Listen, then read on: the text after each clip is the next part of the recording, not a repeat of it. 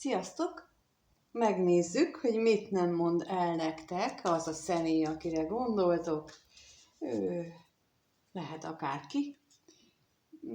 Talán már láttátok, csináltam ilyen videót, 3 különböző kártyából megkérdezzük azt, hogy mit nem mond el, 2-ből megkérdezzük azt, hogy mit nem mond el, és a harmadik az pedig arról szól, hogy mit üzenne valójában. Úgyhogy kezdem is.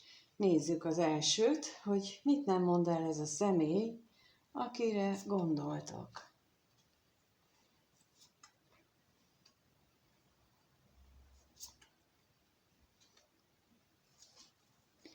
Ez volt az első kártya, amelyiket megkérdeztünk,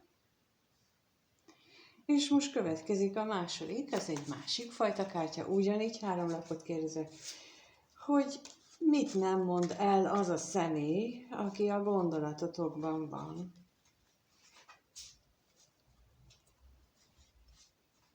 Mit nem mond el? Lássuk, mi az, amit nem mond el.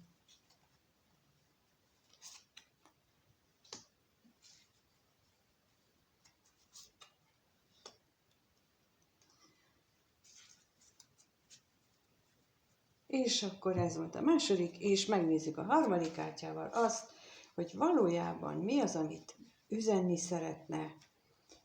Mit mondana nektek, ha most mondana? Mit mondana, ha most ott állna előttetek? Ő az első. A második. És a harmadik. Jó, úgy látom, jól látszik. Jó, akkor lássuk, hogy mi az, mi van előttünk. Akkor nézzük, hogy akkor a felső sorban látható a Kejhel 2-es, a torony és a botok királynője.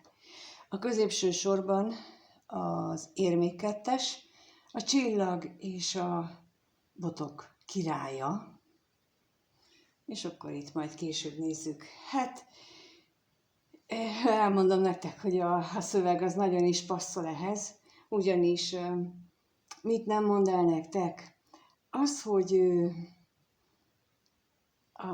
amit érez irántatok, az egy ilyen kihúzták alólam a talajt érzéssel párosul, mert olyan mély érzései, olyan mély szerelmes érzései vannak irányatokba, és hogy ti vagytok számára, vagy te vagy a számára az a tüzes, szenvedélyes nő, akire egész életében vágyott. Tisztel téged, felnéz téged, vagy felnéz rád, te benned benne van a tűz, a mozgás, a cselekvés, minden az, amire neki szüksége van, és itt a torony, ez is ilyen nagyon-nagyon piros árnyalatú, ami megint csak a mozgást, a cselekvést akarja kifejezni, hogy olyan hirtelenséggel vette le őt a lábáról ez az érzés, amit irántad érez, mint egy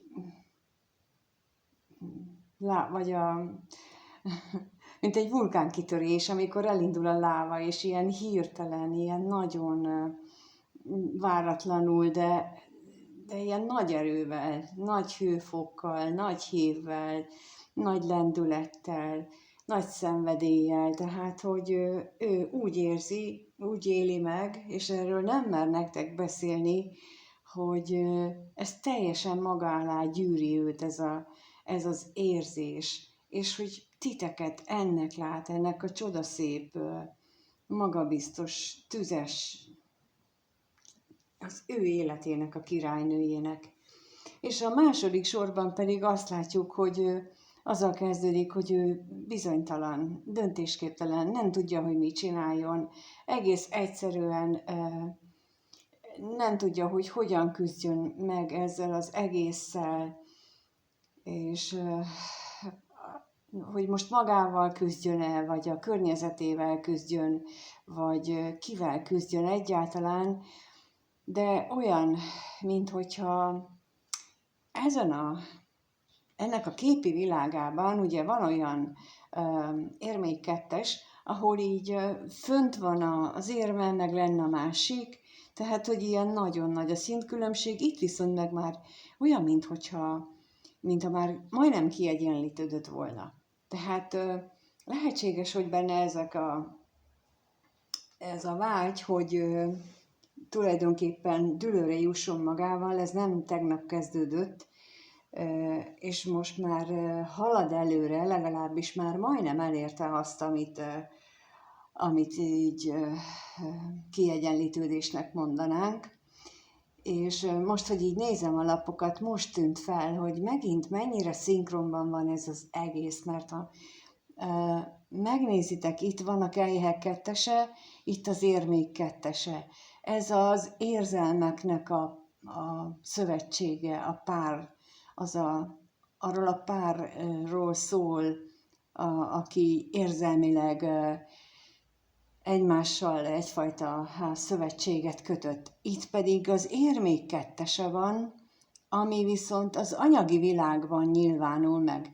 Tehát, hogy gyanítom, hogy az is benne van az ő ki nem mondott, el nem mondott gondolataiban, hogy ő ezt a mély érzést, amit itt az előbb itt beszéltem, vagy amit elmondtam, azt ő valahogyan próbálja a fizikai világban megélni, megmutatni neked, vagy legalábbis később, ha most még nem is, de legalábbis ő ezen munkálkodik, ezt próbálja ő egyensúlyba hozni, ezt próbálja ő a fizikai síkra lehozni, mondják mások úgy, hogy manifestálni, de lehetséges, hiszen itt olyan mértékű energiák vannak jelen, amelyek akár ebben is támogathatják őt, hogy lehozzák erre a földi síkra. És amit még mondtam, hogy milyen szinkronicitás van itt. Itt a torony, a 16-os nagy arkánum, ami maga alá gyűrte őt, az érzelmei, a veled kapcsolatos érzések, azok a testi és mindenféle vágyakozás, annak az érzése, az ő teljesen maga alá gyűrte. És a következő sorban, ugye másik pakliból, itt van a következő lap, a 17-es, a gyógyulás, a remény lapja, ami azt mondja, hogy itt megtapasztalta az érzések mélységét, ami időnként, ennek a színárnyalatát nézem, azt látom, hogy őt a pokolba juttatta le, legalábbis ő érezheti így, hogy megjárta már a poklot emiatt az érzés miatt, de itt van, és ugyancsak nagy arkánumban, és mind a kettő ugye olyan nagy arkánum, vagy hát a nagy arkánum általában olyan, hogy arra nekünk így emberileg nem sok hatásunk van, az olyan dolog, aminek meg kell történnie most, vagy halaszthatjuk, húzhatjuk egy kicsit tovább, de annak meg kell történnie. És ebből a gyógyulásnak is meg kell történnie. Tehát ő megjárta a poklot, és most éppen a gyógyulás szakaszában van, amikor is azon dolgozik, hogy ezt a csodát, amit ő itt megélt, érez, azt manifestálja a földi síkon, a kettőtök életében. És akkor, ha nincs vége a szinkronicitásnak, hiszen itt azt látjuk, hogy itt a botok királynője van, téged, mint a botok királynőjét lát, azt a nőt, aki tüzességével, szenvedélyével őt levetted a lábáról, és itt alatta pedig a botok királya, és ugyan, mint az előbb is mondtam, ez egy teljesen más pakliból van. Tehát, hogy ő úgy érzékeli ezt az egészet, hogy ti egy pár vagytok, azonos szinten vagytok, ő hozzád tartozik, te ő hozzá tartozol, és ez talán ő még nem mer így magának sem elmondani. Vagy legalábbis, ha úgy nézem, lehetséges, hogy ő ezt mint jövőképet érzékeli itt magában, tehát, hogy ti egymáshoz tartoztok, és itt most azt próbálja egyensúlyba hozni, megvalósítani, hogy a földi síkon is megvalósuljon az, hogy ti egy párként egymáshoz tartozatok. De ehhez, és itt középen van a csillaglapja, ami, hát mondom, mindig a reményt és a gyógyulást is jelenti egyben, és azt is, hogy nem holnap fog ez megtörténni. A csillag az mindig egy kicsit távolabbi időszakot mutat, de azt is jelenti, hogy menet közben azért ott folyamatosan történik a gyógyulás, ott folyamatosan megtörténnek a dolgok, aminek meg kell történnie, gyógyul, meggyógyul minden, ami szükséges, minden olyan seb, amit mondjuk egymásnak okoztatok, a kapcsolatotok korábbi szakaszában, vagy valaki más okozott nektek egy korábbi kapcsolatban, vagy mindenféle ilyen jellegű sérülés, ami lehetséges. Például az is, hogyha olyan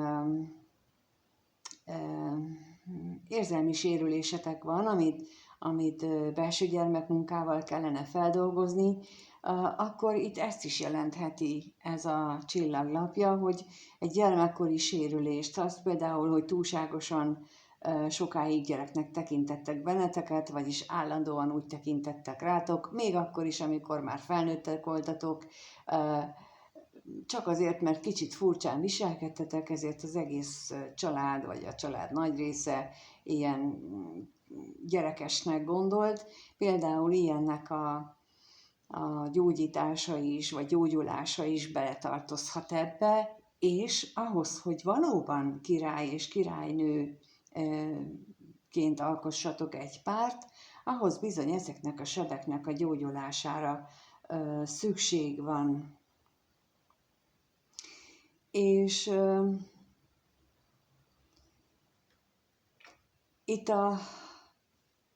amit mondana nektek, itt most a középsővel kezdem, mert úgy megvan mindegyiknek az értelme. Ugyanis a középső lap azt jelenti, hogy ugye szó szerint azt jelenti, hogy annyira szeretlek, mint a hold meg oda-vissza, a holdig meg oldig, meg vissza.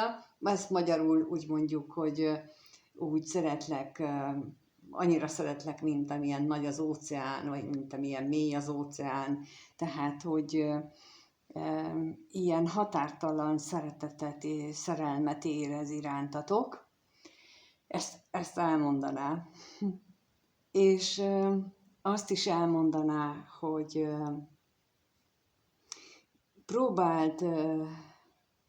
próbálta saját magát jó ideig távol tartani tőled, de ez a határtalan mély szerelme, ez felül kerekedett benne, és most azon van, hogy magáévá tegye ezt az érzést, ezt a mély lelki utazást, ezt a leckét, amit általad kap, próbálja magába integrálni, próbálja magában ötvözni mindazt, amit mondasz neki, amit tőled hallott, tőled lát, és ő most ezt csinálja. Függetlenül attól, hogy találkoztok-e vagy sem. Mert, mint mondtam, teljesen egyértelműen az látszik, hogy nagyon-nagyon mély az irántad való szerelme, és ez tényleg hatalmas erővel hatott rá, nagyon szép. Ezek a kirakások érdekes mód mindig annyira nagyon harmonizálnak, hiába 3 kártyából, 3 féléből rakom ki, de annyira harmonizálnak egymással, úgyhogy biztosan vagyok abban, hogy a nézők között van olyan, akiknek ezt így ilyen formában kell látniuk, mert hogy a háttérben ezek a dolgok húzódnak meg, és jelen esetben ezek nagyon csodálatos dolgok, bár az, hogy a csillaglapja azt jelenti, hogy nem holnap fog bekövetkezni, az egyben arra is utal, hogy a nézőnek is a türelmet kell tanulni általa, ugyanis ha nem holnap következik be, szerintem a nézők meg a többségénél a türelmetlenség érzését váltja ki, de hogy miért kell még mindig várni, meg miért kell ezt csinálni, meg azt csinálni, de viszont a csillaglapja, a gyógyuláslapja, az nektek is gyógyulást jelent. Tehát, hogy meg kell keresni, amíg ő fejlődik, nektek is fejlődni kell, muszáj ahhoz, hogy valóban király és királynőként